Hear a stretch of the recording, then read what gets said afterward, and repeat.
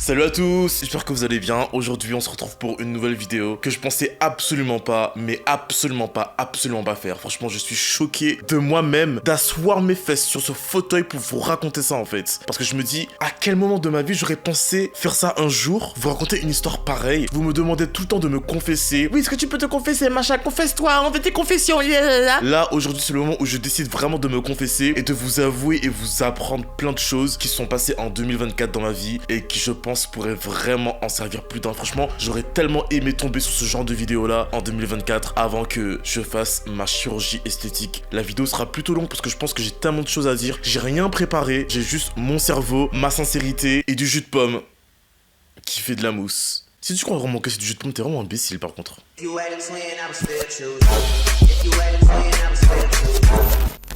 Bon, alors, tout d'abord, commençons par le commencement. Et je suis content de faire cette vidéo, en même temps j'ai peur, je sais pas, genre, est-ce que vous allez me critiquer? Est-ce que vous allez pas comprendre pourquoi j'ai fait ça? Genre en mode, je sais pas du tout à quoi m'attendre avec vous. Je sais que ma communauté la plus safe et la moins toxique, c'est sur YouTube, parce que sur TikTok, vous êtes tous des cassos. Sur Insta, vous êtes tous des obsédés. Mais sur YouTube, vous êtes les vrais en fait, donc je vous fais confiance. Alors, qu'est-ce que j'ai fait exactement comme chirurgie? J'ai fait une liposuction vasaire 360. Alors, est-ce que j'ai fait ça parce que j'étais gros? Non. J'ai fait ça parce que j'étais un petit peu déformé. Je trouvais depuis plusieurs années que ma morphologie était déformée par rapport au reste de mon corps. Je trouvais que j'avais un petit peu trop de graisse au niveau du bassin. Vous allez me dire, oui, mais fais du sport, fallait faire du sport, le sport. Ferme ta bouche.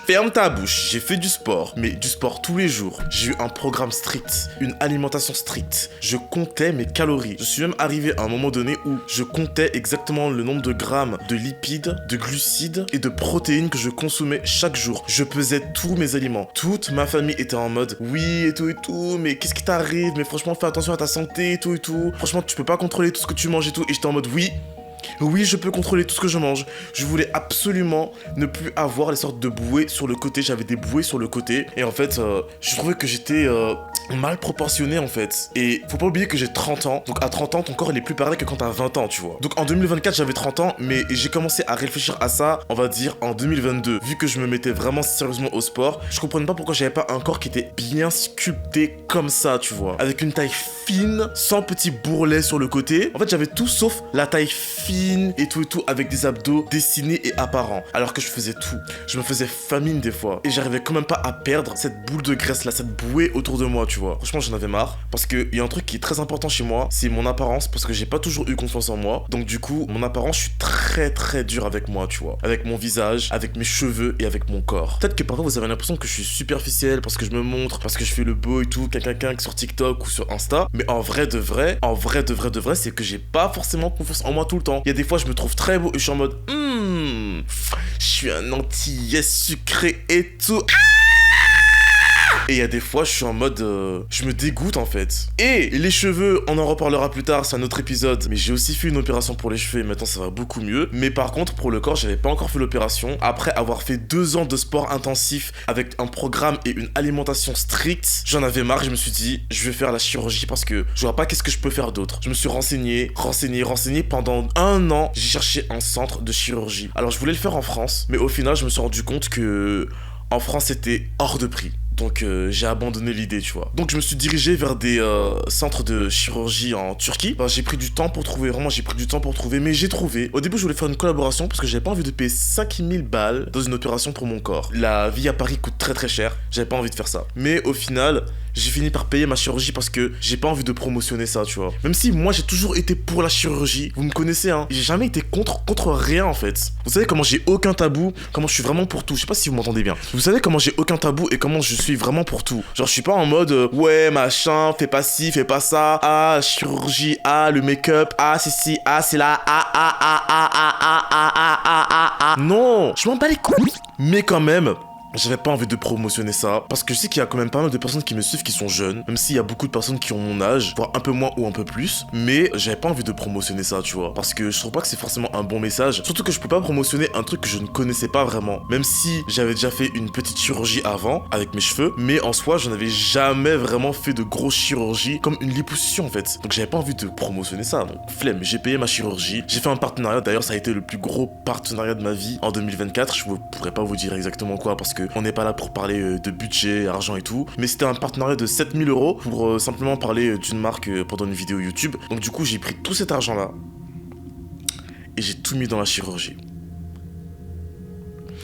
J'ai fait ma petite crise de 30 ans. Franchement, vous aurez absolument tous les détails de mon mindset pendant cette vidéo. Vous allez comprendre tout ce qui s'est passé de A à Z. C'est pour ça que je parle beaucoup, parce que je veux vraiment que vous ayez tous les détails. Donc asseyez-vous et écoute bien ce que je veux te raconter parce que tu seras choqué. Bref, j'ai cherché mon centre, je trouvais pas. J'ai parlé à des influenceuses que je connaissais qui avaient déjà fait des chirurgies et j'ai trouvé un centre qui m'a plu. J'avais confiance, j'ai commencé à parler avec les gens. Mais il faut savoir que avant de trouver ce centre-là, j'avais déjà trouvé un autre centre qui m'avait fait une simulation, fait un devis et tout. Et au final, quand le chirurgien, je vous mettrai les captures, hein. Quand le chirurgien, il a regardé mes photos, il m'a dit, non mais en fait, moi je vois pas ce qu'on peut vous retirer. Vous avez pas de graisse à retirer, donc ça sera trop risqué. Et j'étais en mode, mais quoi? Mais comment c'est possible et tout? J'étais en mode, mais non, je vois bien qu'il y a une partie de mon corps qui est déformée et tout. Je vois bien qu'il y a quelque chose à retirer en fait. Il me disait, non, il y a rien à retirer et tout. J'étais en mode, mais si, mon corps est déformé, je le vois. Il disait, non, nous on pourra pas vous opérer et tout. Du coup, j'ai cherché un autre centre qui, eux, m'ont accepté. Ils m'ont dit, en fait, si, nous on pourra vous opérer, mais par contre, ça sera une mini liposuction. Ça sera une liposuction vasaire 360. Et j'ai dit d'accord, mais est-ce que après ça, j'aurai plus mon corps qui est déformé sur le côté? Est-ce que après ça, j'aurai des abdos dessinés? Parce que j'allais à la salle et j'avais du muscle en dessous en fait. Et malgré mon alimentation hyper stricte, vu que je suis déjà skinny de base, bah en fait mon corps, le peu de graisse qui me restait, il voulait absolument le stocker. Et vu que j'ai un style de vie assez sédentaire ou en mode je bouge pas tout le temps, je travaille chez moi, je suis souvent assis en train de faire du montage, faudrait vraiment que je fasse un sport comme la natation et tout. J'avais vraiment de la graisse qui était stockée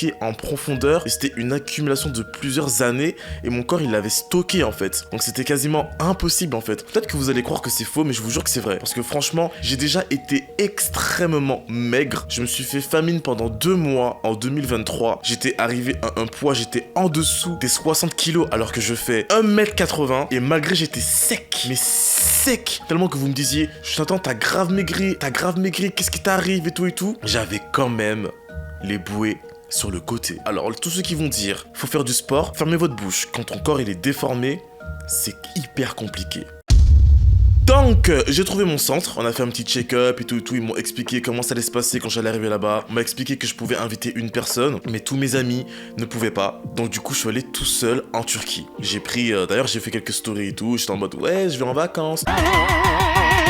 Alors que pas du tout en fait, j'allais me faire ouvrir le ventre. Je me suis renseigné pendant longtemps sur ce qui était la liposuction vasaire 360. J'ai cherché toutes sortes d'informations. Vous savez très bien, je suis le pro de ChatGPT. Donc je suis allé sur ChatGPT, j'ai cherché toutes les informations possibles et imaginables. J'ai cherché le risque que j'avais de mourir au cas où il y a un truc qui se passe mal, tu vois. Le nombre de complications. J'ai regardé des vidéos YouTube de personnes qui parlaient de ça. Malheureusement, j'ai trouvé très peu de vidéos YouTube qui parlaient de ça. J'ai fait des recherches sur la clinique que j'avais contactée. J'ai fait mon acompte, j'ai payé une partie de l'opération. J'ai fait tout ça, j'ai fait des recherches à fond en pensant que j'étais au courant de tout ce qui allait se passer, absolument. Et je me suis rendu compte que j'étais pas au courant de tout, mais ça, on va en parler après. Alors, faut savoir que tout ça, c'était en mai 2024. Donc, c'était juste avant mon anniversaire. Parce que je m'étais dit, voilà, j'aurai bientôt 30 ans. Je veux que à 30 ans, j'ai un corps incroyable. Je veux enfin avoir le corps que j'ai toujours voulu avoir et que j'ai pas réussi à avoir en faisant du sport. Et honnêtement, ben voilà, je voulais absolument faire ça. C'est tout. Je peux pas vous expliquer plus que ça. J'en ai parlé à ma famille, j'en ai parlé à mes amis proches, j'en ai parlé à des personnes qui avaient déjà fait des opérations chirurgicales. J'ai eu toutes les informations que je voulais. J'ai entendu des gens qui étaient morts après des liposuctions, j'ai entendu des gens qui s'étaient pas réveillés après l'anesthésie, mais j'ai entendu aussi que c'était extrêmement rare, tu vois. En vrai de vrai, j'avais peur, mais j'étais même pas encore prêt pour ce qui m'attendait par la suite en fait. Alors, la clinique m'avait envoyé un document, c'était une sorte de décharge que je devais signer avant même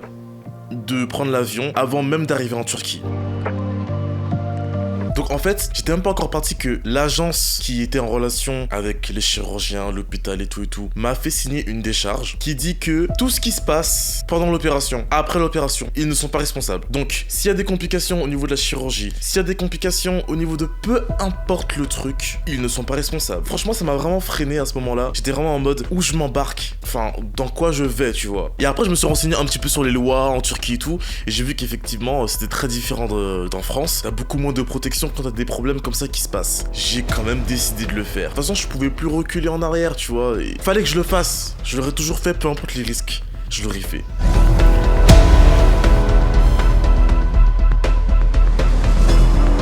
J'ai fait un petit tour au McDo. J'étais choqué de voir qu'ils avaient des gobelets avec des pailles en plastique. Bref, je sais pas, ça m'a choqué. Et donc j'ai profité de ces 3 jours à visiter la ville. Et c'était vraiment bien. J'avais quand même quelques petits rendez-vous de temps en temps, à l'hôpital et tout, machin, tout ça, mais j'ai profité quand même de mes 3 jours. Et là, arrivé au 3e jour, donc la veille de mon opération, ça frappe à ma porte. Donc du coup, moi je suis en mode oui et tout, machin, qu'est-ce qui se passe? Et là, on m'apporte un dossier.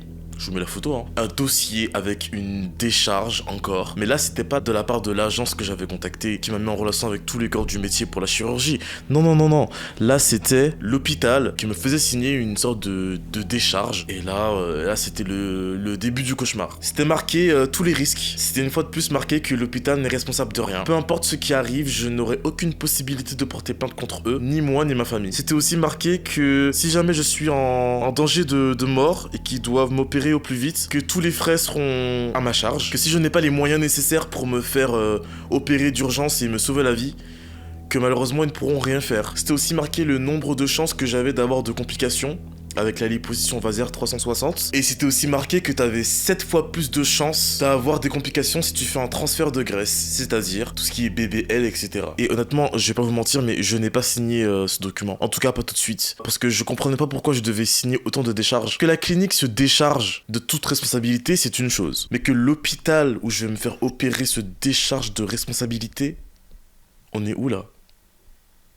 Non mais on est où là? Ça m'a choqué. J'ai pas compris en fait. Je me suis dit mais attends, y a absolument personne qui va tenir ses ici. Donc vous allez littéralement me charcuter le ventre. Et peu importe ce qui se passe, vous n'êtes pas responsable. Je suis quoi en fait? Je suis une merde. Je suis un pion. Qu'est-ce que je suis en fait? Est-ce que je suis en plastique? Je ne suis pas en plastique. J'ai besoin qu'on prenne ses responsabilités. J'ai besoin qu'une personne me rassure et me dise là, on va t'ouvrir le ventre, mais ne t'inquiète pas, tu es protégé, ne t'inquiète pas, nous avons peur de te rater. Mais là, en fait, quand vous vous déchargez de toute responsabilité comme ça, vous avez peur de rien. Non, enfin, il faut dire les choses. Disons les termes. Donc, j'ai paniqué. Mais là, j'ai paniqué. En plus, je savais que j'allais me faire opérer le lendemain, mais j'ai paniqué, mais je sais même pas comment vous dire à quel point j'ai paniqué. Je n'avais jamais eu autant peur de toute ma vie, les gars. On m'a dit, oui, dans 1h30, le taxi, il viendra te chercher et tout, et tu vas aller à l'hôpital et tout. J'étais en mode... Je vais pas signer ça. J'étais en mode, j'avais pas signé ça. Je suis là, j'envoie des messages à mon cousin, j'envoie des messages à mes amis, je leur dis, putain, il me faut encore signer une décharge. Franchement, j'ai lu toute la décharge. J'ai tout lu. Tout. Juste pour vous dire à quel point j'étais en pleine crise de panique. Genre quand on m'a donné ça, en gros, je me souviens que je tenais le dossier dans ma main, j'étais en face du miroir et en fait dans la chambre, je vous mettrai des vidéos de la chambre et tout. Dans la chambre, il y avait un grand miroir, un grand miroir à côté du lit et moi je me souviens que je regardais le dossier mais j'avais la tête baissée en face du miroir et pour vous dire à quel point j'étais effrayé, à un moment donné, j'ai relevé la tête, j'ai décollé mes yeux du dossier et je me suis retrouvé face au miroir, donc face à mon reflet et j'ai sursauté. Mais quand je te dis sursauter, j'ai fait... Et j'ai cru que j'allais faire une crise cardiaque en fait, alors que c'était juste mon reflet. Pour vous dire à quel point j'étais en panique. Je n'avais jamais eu autant peur de ma vie que de me voir dans la glace à ce moment-là. J'étais tellement plongé dans le dossier, tellement plongé dans plein d'idées noires, que même voir mon reflet me fait peur. Je monte dans le taxi. Honnêtement, dans le taxi, il y avait 2 jeunes filles avec moi. Et je leur ai parlé. Et c'était super sympa et tout. Elles parlaient anglais. Et moi, je leur ai dit, ah, moi, je me fais une liposuction pour les abdos et tout, machin, tout ça. Sinon, le trajet était plutôt silencieux. On est arrivé dans la salle d'attente. Et là, on nous a dit, est-ce que vous avez signé les décharges et tout. Du coup, on n'avait pas du tout signé. Les filles, elles ont signé directement tout, tac. Moi, j'ai bien pris le temps de poser bien toutes les questions que j'avais à poser. Et ça m'a vraiment choqué de voir que les filles, elles signaient ça comme ça, sans se poser de questions sur certains termes qui étaient marqués dans le dossier. Il y avait des choses que je comprenais pas trop, il y avait des choses que je trouvais qui étaient un peu exagérées en fait, où je trouvais que peu importe ce qui se passait, ils étaient couverts de ouf en fait. Donc moi je posais à chaque fois des questions. Je disais oui mais pourquoi il y a autant de décharges? Je me disais non mais c'est juste comme ça et tout machin. J'ai tout relu une 2e fois et tout. Et j'ai fini par signer.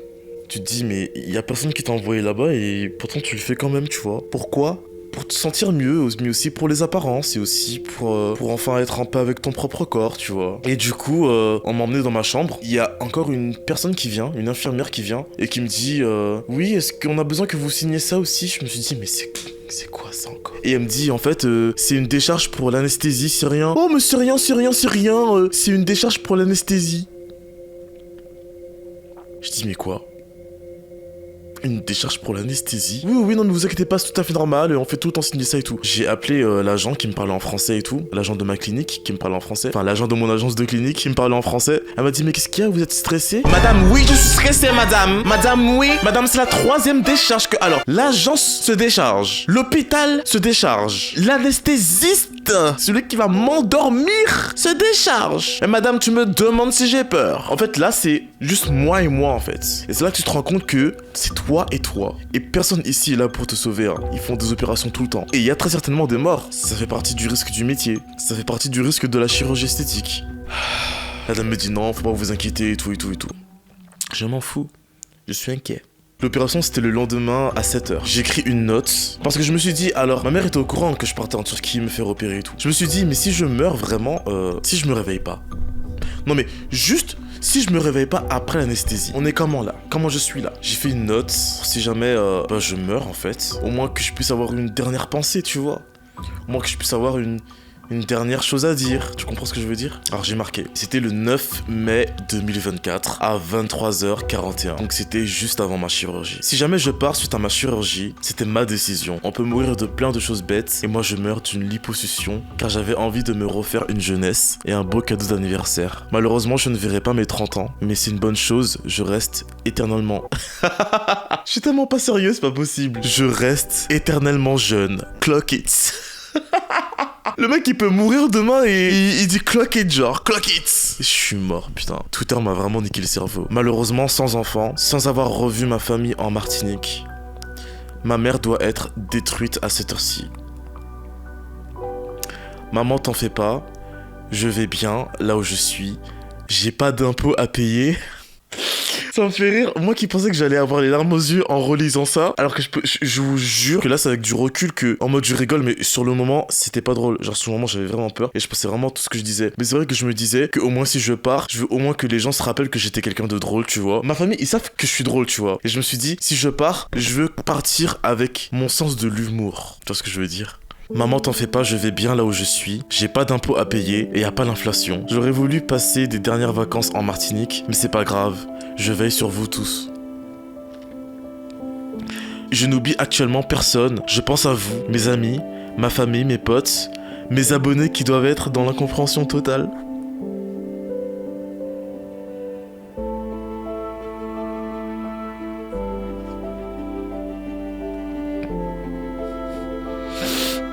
Voilà, c'est bon. Parce qu'en fait, faut savoir que tout ce que je fais dans la vie, en fait, je pense souvent à mes abonnés et je pense souvent à, en mode, tout ce qu'on a traversé ensemble et tout, les années qu'on a traversé ensemble et tout. Et c'est vrai que je me dis, mais putain, mais si je meurs pour ça, bêtement comme ça, en mode, vous allez rien comprendre. Je sais qu'il y a beaucoup de personnes qui seront tristes, qui seront choqués, qui vont pas comprendre et tout. Et vous avez vu, genre, je pense à ma famille, à mes amis, et je pense à mes abonnés, genre, c'est grave. Je sais qu'en mode, on a une sorte de connexion, tu vois. Comme je vous ai dit, TikTok, Instagram et tout, je m'en fous. Mais YouTube, on se connaît depuis extrêmement longtemps, tu vois. Et vous faites vraiment partie de ma vie et partie de mon cœur. Et même quand je suis à deux doigts de mourir, genre, je pense à vous. J'avais déjà oublié ce que j'avais dit dans ça, franchement, je vous cache pas. Ça fait 1 an, j'ai oublié. J'espère avoir laissé de bons souvenirs en chacun d'entre vous. Aimez vos proches, passez du temps avec eux. PS, oh my god, je suis mort avant Gypsy, c'est abusé.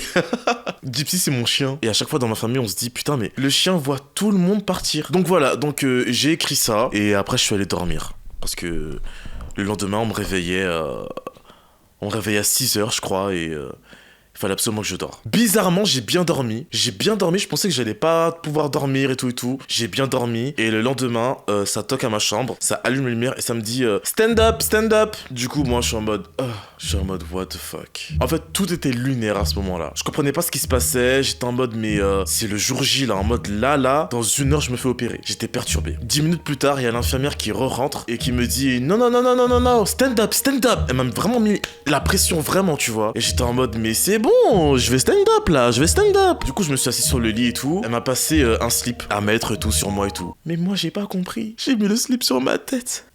J'étais tellement ridicule. Vous voyez les films là, les films un petit peu comédie et tout, t'as toujours un imbécile qui se retrouve avec un slip sur la tête. Et j'étais vraiment exactement comme ça. J'ai mis un slip sur ma tête en pensant que c'était un chapeau. Et elle m'a dit non, non, not for the head, not for the head. J'étais en mode, oh putain, c'est un slip, oh merde. Bref, j'étais en panique totale, les gars. J'allais me faire ouvrir le ventre dans moins d'une heure, frère. Après, donc du coup, je me suis habillé, j'ai mis les vêtements tout bleus là pour la chirurgie et tout. Le chirurgien est arrivé, donc il a pris mes mensurations et tout. Il a fait les petits pointillés, vraiment, c'est vraiment vrai ça, les petits pointillés qu'on te fait sur le corps pour savoir les zones à traiter et tout. Je vous mettrai des images ici. Et il m'a dit, wow, vous êtes vraiment musclé et tout, vous faites beaucoup de sport. J'ai dit, oui, je fais beaucoup de sport et tout. Il m'a dit, oui, ça se voit et tout, ce sera vraiment bien le résultat et tout. Il m'a dit qu'il y a beaucoup de sportifs qui ont recours à cette opération pour justement bien voir les résultats et tout, malgré ils font des sèches, etc. Que oui, effectivement, ça peut être compliqué pour certaines personnes qui sont en très bonne santé et qui stockent très bien la graisse, malgré leur activité sportive. Il a totalement compris ce que je voulais, donc j'étais content. Il m'a un petit peu rassuré. C'est vrai que quand il a commencé à me parler, ça m'a un petit peu rassuré, tu vois. J'étais un peu en mode, il a l'air de savoir ce qu'il fait. C'est quand même une grosse clinique, c'est quand même un hôpital qui est réputé, c'est quand même un chirurgien qui a opéré pas mal de personnes. Donc je me dis,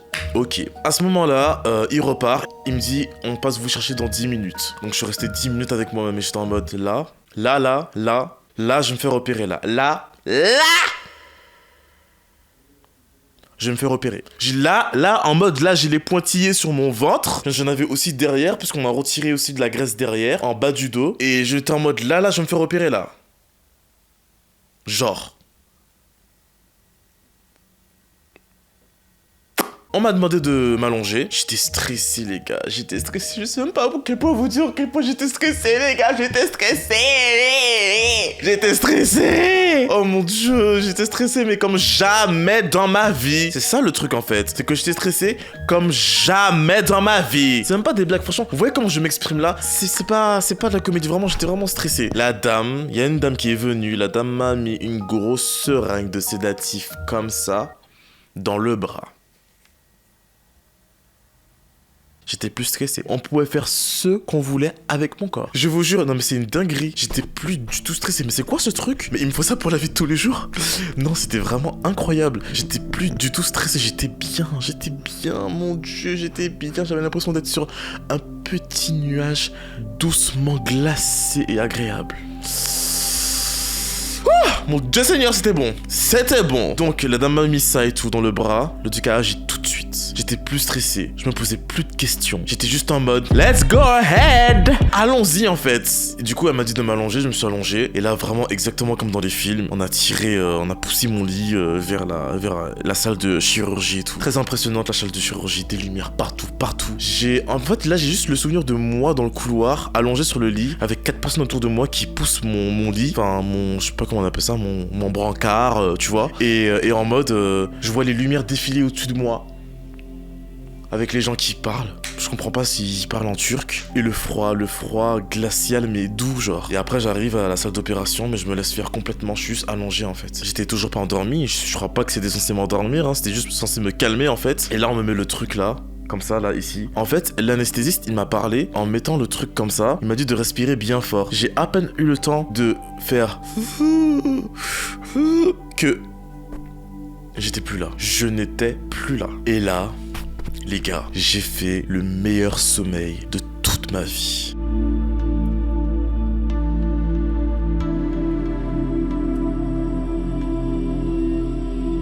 Mais de toute ma vie. Les gars, laissez-moi vous dire un truc. Si vous avez déjà fait une anesthésie générale, vous pouvez le dire en commentaire. Je pense que vous avez vécu la même chose que moi. Mais avec tout le stress que j'avais accumulé, déjà depuis toutes ces années dans ma vie, plus le stress de la chirurgie qui était sur le moment, le sédatif, plus l'anesthésie générale, j'ai dormi comme jamais. C'était pas un sommeil comme les autres. C'était quelque chose d'extrêmement profond en fait. Et je me suis dit, en fait, je voulais pas sortir de ce sommeil en fait. Vous voyez ce que je veux dire? J'étais dans une paix profonde. Alors qu'on était littéralement en train de m'enfoncer des aiguilles dans le ventre et tout. Mais j'étais dans une paix tellement profonde et tellement... C'était incroyable, les gars. J'en ai parlé à tous mes proches après. J'ai dit, mais j'ai jamais dormi aussi bien de toute ma vie. C'était doux. Et c'est pas comme si j'avais rêvé de quelque chose et tout, hein. Dans mon rêve, c'était noir.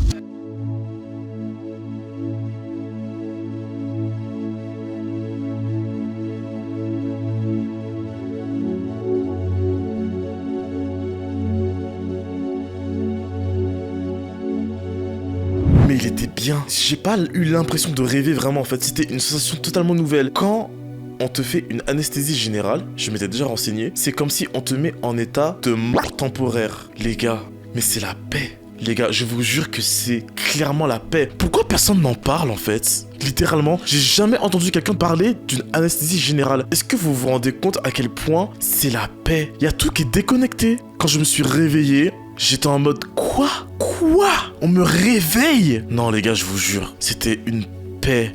Mais j'étais en paix, en paix. C'était bon, c'était bon, c'était bon. Mon Dieu, le truc était bon. Seigneur, le truc était bon. Non, non, franchement, c'était trop bon. C'était le meilleur sommeil de toute ma vie. Et jusqu'à maintenant, je n'ai jamais réussi à avoir un sommeil qui équivaut à ça.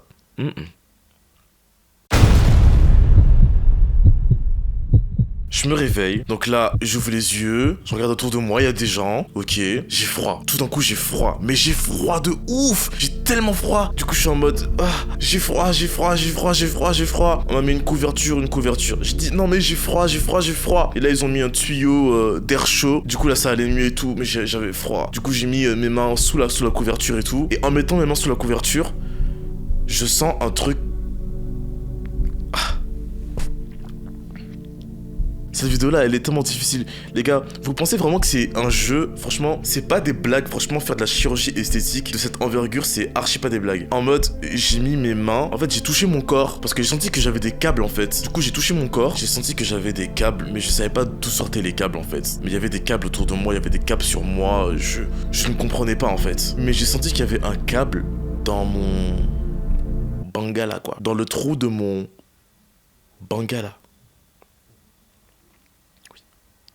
Un câble, un tuyau, un câble, je savais pas encore ce que c'était en fait. Et là j'ai voulu retirer, franchement j'ai voulu arracher le truc. Je me suis dit mais c'est quoi ça? J'étais pas au courant de ça en fait. Je me suis dit mais c'est quoi ça? En fait j'avais envie d'arracher en fait. C'était pas normal en fait. On m'a pas tenu au courant de ça. Je savais pas c'était quoi en fait. J'avais envie de l'arracher tout simplement. Je l'ai pas fait parce que je me suis dit reste calme. S'ils ont mis ça c'est qu'il y a une raison. Tout va bien se passer. On m'a ramené dans ma chambre. J'ai commencé à être rassuré d'être toujours en vie déjà. J'avais pas mal. Franchement j'avais pas mal. Je pense que les médicaments faisaient toujours effet sur moi. Puis j'avais pas bougé. J'étais toujours couché donc tout allait bien. Et on m'a remis dans ma chambre. On est venu me faire des piqûres un peu toute la journée. J'ai rien mangé. Je n'ai rien mangé. Je n'ai rien bu. Je ne pouvais pas. J'essayais de comprendre ma situation. J'ai eu mon téléphone. J'essayais de comprendre ce qui m'arrivait. Comment j'étais. Pourquoi j'étais branché. Où j'étais branché. Je comprenais rien du tout de mon corps en fait. Je savais pas ce qui se passait. Je savais pas.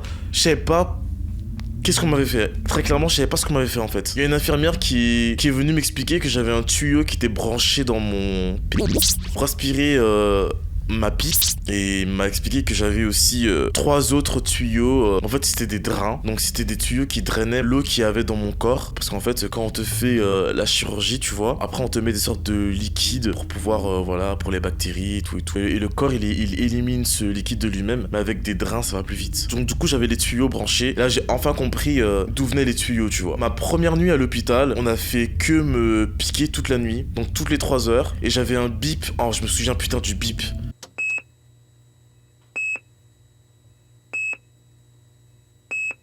Parce qu'en fait, il devait s'assurer que mon cœur ne lâche pas. On m'a très clairement dit, là on vous branche, on vous met des appareils aussi. Donc j'avais déjà un tuyau qui sortait de mon bangala. J'ai 2 tuyaux qui sortaient du bas de mon ventre et un tuyau derrière, du bas du dos. Et j'avais un autre, je sais même plus il était où le câble, mais en tout cas c'était pour prendre ma tension. Donc toute la nuit, j'entendais bip, bip, bip, bip, bip, bip, bip. Bip, bip, bip, bip, bip. Non franchement, je n'en pouvais plus. J'étais en mode, mais je vais péter un câble. J'allais péter un câble. À un moment donné, il y a l'infirmière qui est arrivée et qui m'a dit, vous allez bien et tout. Non! Madame, non, ça ne va pas. Elle me dit, mais pourquoi et tout? J'ai dit, j'en peux plus du bruit. J'en peux plus du bruit. En fait, j'en peux plus. Je n'en peux plus. Je viens de me faire ouvrir le ventre. J'ai 20 tuyaux dans mon corps. Et il y a un bip, bip, bip, bip, bip dans ma tête. C'est quoi ça, en fait? Oui, mais c'est normal et tout. On est obligé de regarder si tout va bien. Pour savoir si votre tension, elle est correcte et tout. Et machin, machin, tout ça, tout ça. Pour pas que vous fassiez un arrêt cardiaque. Un arrêt quoi? Un arrêt quoi?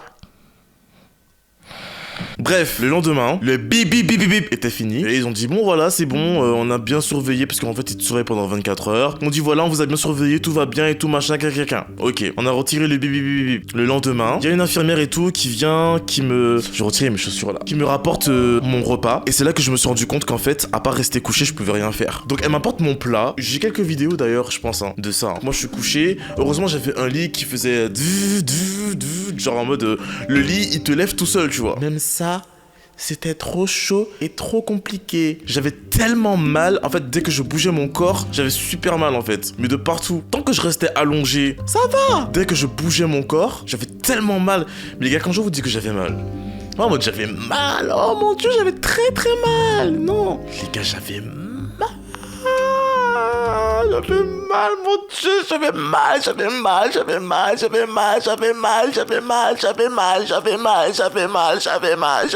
Tellement que je me suis dit, mais putain, mais qui m'a envoyé faire ça? Bref, je vais allumer la lumière. La lumière est là. Sauf que, vas-y, j'ai mal. J'ai mal. En plus de ça, j'ai mes bouteilles de sang avec moi. Donc, c'est chiant. Les gens là vont faire des chirurgies et tout. Les filles là, elles vont faire des BBL. En mode elles font des BBL comme si en mode bon bah vendredi je fais une BBL en mode elles vont acheter du pain. Les filles souffrent. Donc en mode on m'apporte mon plateau avec la télécommande et tout. Donc moi je suis couché comme ça. Avec la télécommande j'essaie de me redresser pour pouvoir manger en fait. Parce que on a faim là en fait. On a un peu faim. Le lit je le monte. Donc je fais après je réappuie. Après je réappuie. Les gars, je vous jure, je n'en pouvais plus. Les gars, c'était horrible. Mais j'étais très loin de savoir ce qui allait m'attendre par la suite en fait. Ça encore, c'était rien. Donc je mange, et puis c'est bon, hein, le repas est bon. Du coup, j'ai mangé et tout. Et après ça, il y a un gentil monsieur. Franchement, le monsieur était tout gentil et tout. Il vient, bonjour monsieur, comment vous allez et tout. Monsieur, tu me demandes vraiment comment je vais là. Je viens de me faire ouvrir le ventre, j'ai des tuyaux branchés en moi, je ne sais même pas pourquoi. Tu me demandes comment je vais? Ça va. Bref, en mode, il me dit comment ça s'est passé? Est-ce que vous avez mal et tout? J'ai dit oui, ça se passe bien et tout. Mais par contre, expliquez-moi pourquoi j'ai un tuyau dans mon coco en fait.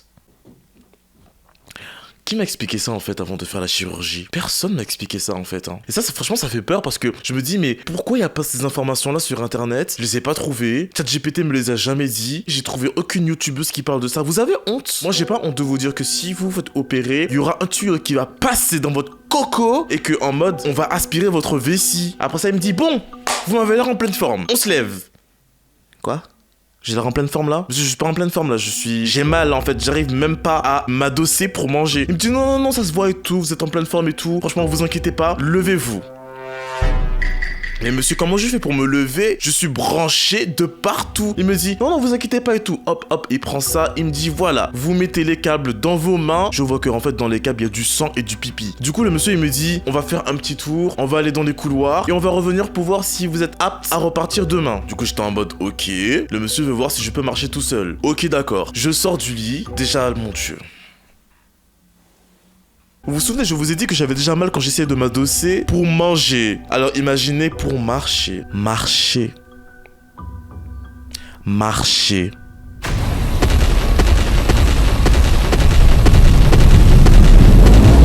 En fait, je n'arrivais même pas à me mettre assis. Je sais pas où j'ai trouvé la force, mais en tout cas, j'ai réussi quand même en fait. Et en mode, j'ai fait le tour, donc j'avais les 3 drains dans ma main. J'ai fait le tour et tout, je marchais comme un papy. Je marchais au pas. J'avais mal et je dis, oh, monsieur, mais j'ai mal, monsieur, j'ai mal. Le monsieur me dit, non, faut continuer à marcher, allez, on continue et tout. Faut absolument que vous stimulez votre corps et tout. Faut vraiment marcher et tout. Et dans ma tête, j'étais en mode, mais attends, mais dans les décharges que j'ai signées, il me semble que si je fais une nuit supplémentaire à l'hôpital, je paye. Donc je me suis dit, mon Dieu Seigneur, laisse-moi marcher. J'ai pas envie de payer une nuit supplémentaire dans cet hôpital de luxe là en fait. Donc je vais bien marcher. Donc je marche, je fais le tour et tout. Le monsieur me dit, waouh, mais vous avez réussi l'exercice.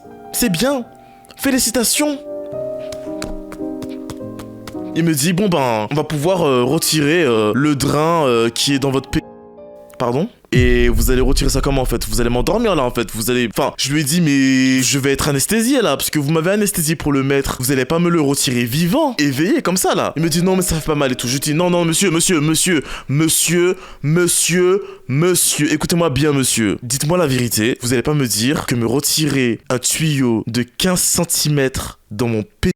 Ça fait pas mal. Je lui dis arrêtez de mentir. Oh non, ça fait un tout petit peu mal. J'ai dit non monsieur, dites-moi la vérité. Ça fait très mal ou ça fait un petit peu mal? Il m'a dit ça fait très mal mais c'est court. J'ai dit ok. De toute façon j'ai pas le choix. Je vais pas passer le reste de ma vie avec un tuyau dans mon en fait. Donc faut le retirer le truc. Je lui ai dit ok. Il m'a dit allongez-vous, détendez-vous et tout. Déjà moi j'étais archi pas à l'aise à ce qu'on me voit tout nu en fait. Des étrangers me voient tout nu et tout genre en mode déjà je me suis fait opérer et tout. Vous avez vu mon corps et tout. Bon à la rigueur j'ai pas le choix. Mais là je suis réveillé en fait. Je suis conscient de tout ce qui se passe en fait. Et toi monsieur, vieux monsieur, tu vois mon corps. Tu vas toucher mon corps et tu vas me retirer un tuyau de 15 cm en moi. Déjà qui vous a donné la permission de me mettre un tuyau de 15 cm? Les gars. Je me demande, quand il a retiré le tuyau, je me demande pourquoi je n'ai pas hurlé. J'aurais dû crier en fait. Je n'avais jamais de ma vie souffert autant. Jamais. On m'a retiré un tuyau de 15 cm dans la bite. Je n'avais jamais souffert autant de toute ma vie.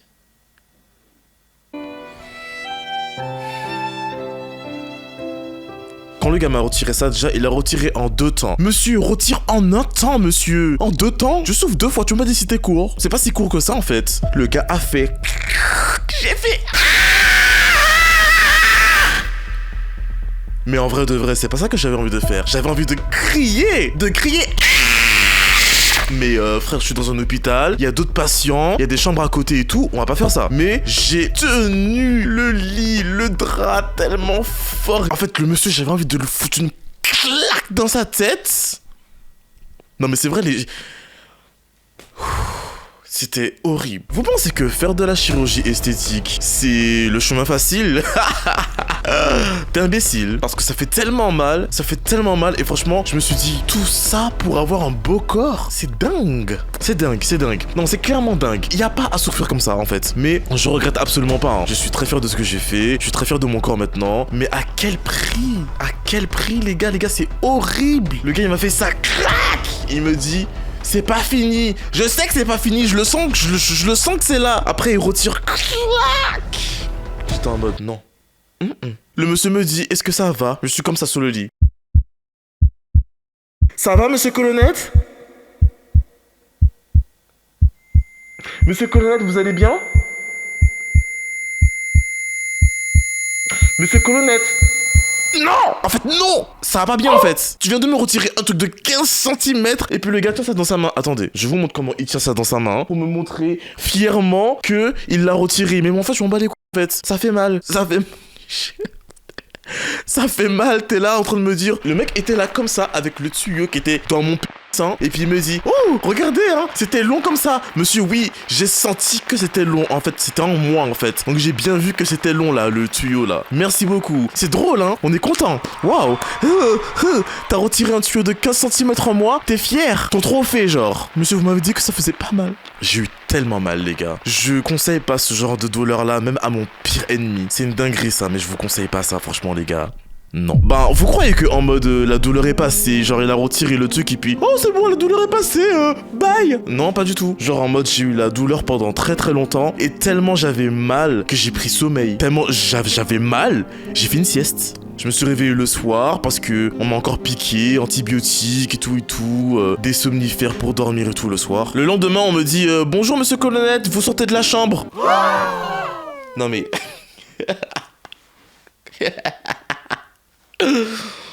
qui va sortir ici, là? Moi? Je veux sortir? J'ai mal. Oui, vous inquiétez pas. Si on vous dit de sortir, c'est que vous êtes totalement apte à sortir et tout, machin, tout ça. En fait, vous allez vous calmer. Et en plus, j'ai toujours 3 tuyaux dans mon corps, là. Je dis, mais en fait, là, comment je rentre chez moi? Comment je rentre à l'hôtel? C'est une blague? Est-ce que c'est une blague? Non, machin, tout ça, et tout, vous inquiétez pas, et tout, machin, tout ça. Je m'inquiète parce que, en fait, vous allez me faire rentrer dans l'hôtel avec les câbles toujours, les câbles me font mal, en fait. Quand je dis que les câbles sont dans mon corps, c'est-à-dire que les câbles sont dans mon corps, c'est-à-dire que je sentais les câbles dans mon ventre. Are you fucking dumb? On me dit, non, mais on va me retirer ça quand je serai à l'hôtel après 2 jours. Finalement, c'était pas après 2 jours, c'était après 3 jours, mais bon, bref. Je suis sorti de l'hôpital, on m'a donné un sachet pour mettre mes drains. Donc, j'avais mes drains de sang dans un sachet. Je suis sorti de l'hôpital comme ça, avec mes drains de sang dans un sachet.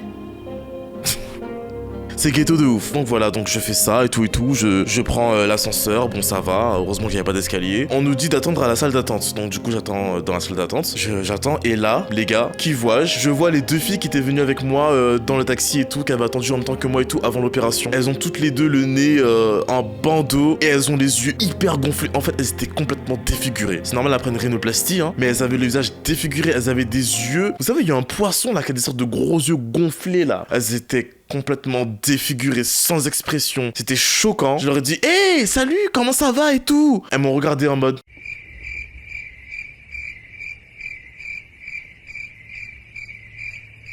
Et elle savait même pas parler. Alors, moi, j'avais du mal à marcher, mais je pouvais utiliser mon visage et parler correctement. Elle pouvait pas parler. Elle pouvait pas secouer la tête. Elle pouvait pas cligner des yeux. Elle pouvait pas ouvrir la bouche, tourner la tête. Je me suis dit, mon Dieu, elles étaient toutes rouges. J'étais en mode, waouh.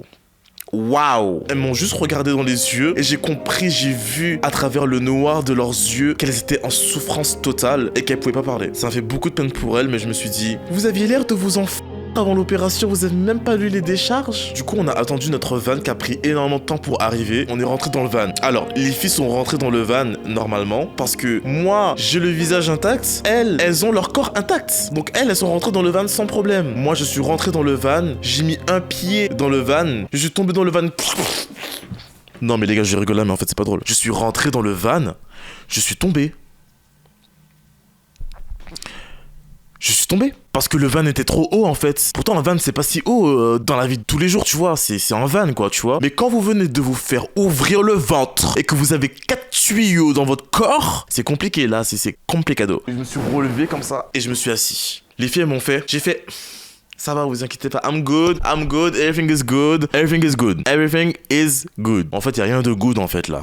Quand on est dans ce genre de situation-là, on se dit de toute façon qu'on a bien cherché notre truc. Donc on va pas aller se plaindre toutes les 5 minutes. J'ai mal, je suis tombé. J'ai cherché mon truc tout seul. Je suis allé de mon plein gré en Turquie me faire aspirer le ventre. Donc je peux m'en vouloir qu'à moi-même en fait. Ensuite, du coup, je rentre dans ma chambre et tout, machin, tout ça. Et là, je me rends compte qu'en fait, j'ai pas de service à ma disposition pour la nourriture et que je dois soit descendre faire mes courses, sachant qu'il n'y a pas de supermarché genre tout près, ou soit commander à manger et tout. Heureusement, c'est pas trop cher là-bas quoi. Pendant les 2 premiers jours et tout, j'ai pas dormi correctement parce que j'avais trop mal et je pouvais pas changer de position dans mon lit. J'étais beaucoup moins à l'aise qu'à l'hôpital. Donc forcément, tous les jours, il y avait des gens qui venaient dans ma chambre pour voir si je cicatrisais bien. Ils venaient pas pour retirer les drains, absolument pas. Ils venaient voir si tout allait bien. Et le truc, c'est que des fois, ils arrivaient et c'était à 4, des femmes et des hommes, des gens que j'avais jamais vus précédemment d'ailleurs. Tous les jours, il y a des personnes différentes. Non, mais je me disais, mais en fait, je suis une exposition parce que les gens venaient en fait et les gens me disaient bonjour monsieur Colonnette, déshabillez-vous.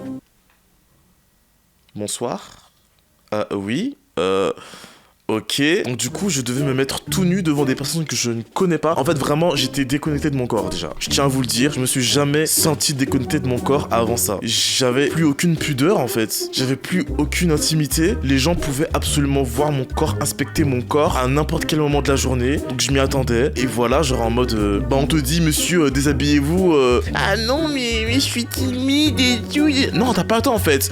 Déshabille-toi là. Il y a d'autres patients qui attendent là en fait. Déshabille-toi là, mais toi tout nul en fait. Et le 3e jour à l'hôtel, il y a une infirmière qui est venue pour retirer les drains.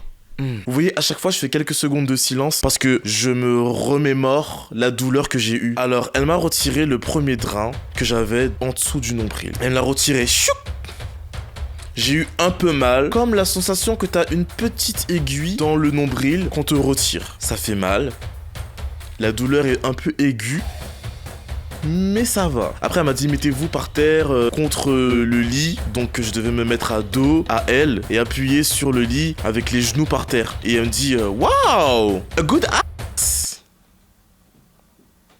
Madame, t'es là pour regarder mes fesses ou pour retirer le tuyau qui a sur mes fesses en fait? Après, elle me dit, vous avez fait un BBL et tout? J'ai dit, non, j'ai pas fait de BBL, hein. Puisque je fais du sport, donc oui, j'ai des fesses bien formées.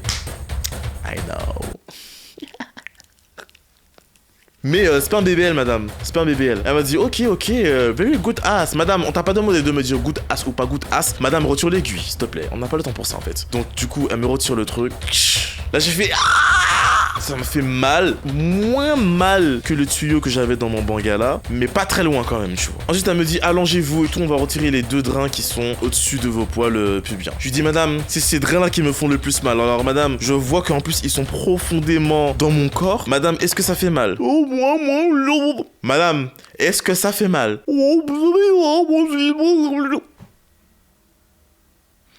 Madame, arrête de mentir, madame. Dis-moi que ça fait mal. Oui, mais ça va aller vite.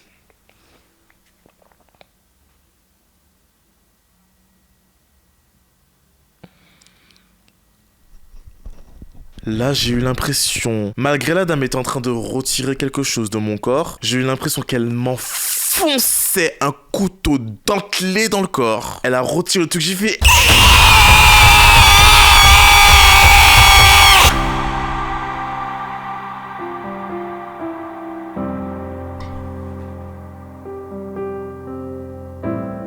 C'était horrible.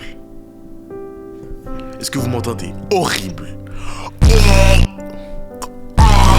Horrible. Je n'exagère même pas en fait. Franchement, j'aurais voulu exagérer dans cette vidéo, mais je n'ai même pas besoin d'exagérer parce que c'était horrible. En fait, c'était horrible. Il y avait 2 drains. Donc après le premier drain qu'elle m'a retiré, j'ai déjà crié. Calm down. J'ai dit, madame, y a pas de calm down là en fait. Ça fait mal. Calm down. Après ça, elle me retire le 2e. J'étais en mode... Je me suis retrouvé comme ça sur le lit en fait. J'étais couché sur le lit. Elle me dit, ça va monsieur Colonnette? Je réponds pas. Monsieur Colonnette, ça va? Je réponds pas. Je dis, madame, je suis fatigué en fait. En fait, vous savez, tellement vous souffrez, c'est même plus une souffrance où vous avez envie de pleurer, où vous avez envie de crier et tout. C'est une souffrance qui vous fatigue. C'est une souffrance qui, en mode, ça vous fatigue tellement que vous avez juste envie de dormir tellement vous avez souffert en fait. Ah bah c'est exactement ce qui s'est passé en fait. J'étais couché sur mon lit et j'ai dormi toute la journée. Je me suis réveillé le lendemain. Tellement ça m'a fait mal. C'est horrible. C'est horrible. Et le lendemain, je suis rentré à Paris. J'avais quand même quelques difficultés à marcher, mais ça allait quand même beaucoup mieux. Dès qu'ils ont retiré les drains, ça allait quand même un peu mieux. J'ai pu prendre l'avion, même si je pense que c'était assez risqué parce que j'avais quand même mal et j'aurais pu avoir des complications, c'est sûr et certain. Mais j'allais quand même mieux. Je me souviens que dans l'avion, j'avais tous mes vêtements, genre mon boxeur. Et en fait, j'avais une sorte de couche comme pour les vieux. J'avais une couche comme pour les vieux parce qu'en fait, là où il y avait les drains, je pouvais avoir du liquide qui sortait. Vous savez, le fameux liquide pour les bactéries et tout. Donc du coup, je pouvais voir ça qui sortait et effectivement, c'était trempé. Donc j'avais une couche, c'était trempé. Quand je suis rentré à Paris, je me suis changé, j'ai repris le sport et là, c'est vrai que j'ai eu un corps qui était sacrément incroyable. Sacrément incroyable parce que enfin je pouvais faire du sport sans avoir les 2 bouées sur le côté et enfin je pouvais avoir des abdos dessinés sans avoir la couche de graisse par dessus et jusqu'à maintenant ça fait 1 an que j'ai fait la chirurgie et malgré je fais moins de sport et que j'ai une alimentation qui est moins bien qu'avant, mon corps reste quand même incroyable. Je vais à la salle quelques jours et j'ai un corps incroyable. Je fais toujours attention à ce que je mange, je fais toujours attention à avoir une activité physique régulière. L'opération m'a coûté 3100 € mais le voyage m'a coûté en gros 4000 € tu vois, puisque en soi fallait payer la nourriture, j'ai visité la ville, plus les Uber. En conclusion les gars, parce que moi en fait comme je vous ai dit en début de vidéo, j'aurais bien aimé tomber sur ce genre de vidéo là pour savoir à quoi m'attendre avant de me lancer dans un projet aussi important. Parce que franchement les gars, on met sa vie en danger clairement qu'on va là-bas faire de la chirurgie esthétique à l'étranger. En tout cas, j'espère que vous avez compris à travers mon histoire, non pas si c'est bien ou pas de faire de la chirurgie esthétique, mais juste de savoir qu'il n'y a pas de chirurgie sans risque. Moi, j'ai fait et je peux vous dire qu'il faut être accroché. Genre, je veux juste vous prévenir que c'est pas rien en fait. Genre en mode, ça a été grave banalisé, je trouve partout. Genre, en mode, tu vois Cardi B, elle revient de sa 3e BBL et tout, en mode tranquille. Ça a été grave banalisé, les gars. C'est pas quelque chose de banal, c'est vraiment quelque chose qui n'est pas à prendre à la légère. Tu pars pas en Turquie comme ça sur un coup de tête. Mais moi, en vrai, j'ai pris 2 ans avant de me décider à vraiment y aller. J'ai pris 1 an avant de tout mettre en place et trouver la bonne agence et tout pour partir. Et malgré ça, j'étais surpris. Alors que j'étais préparé mentalement. totalement. Et malgré ça, j'étais pas au courant de même pas la moitié de ce qui m'attendait. J'incite absolument personne à faire ce que j'ai fait, mais moi en tout cas, je me sens bien comme je suis maintenant. Ça m'a arrangé beaucoup de choses niveau sport, en espérant que je vous ai bien diverti avec mon histoire. Pour une fois, c'est moi qui vous raconte une histoire, donc c'est cool. Ben les gars, on se retrouve très bientôt pour de nouvelles vidéos. N'hésitez pas à me poser des questions en commentaire. Si vous avez des questions, posez-les en commentaire. Il y aura sûrement des gens aussi qui vont vous répondre. Donc n'hésitez pas à poser toutes vos questions. Et je vous dis salut!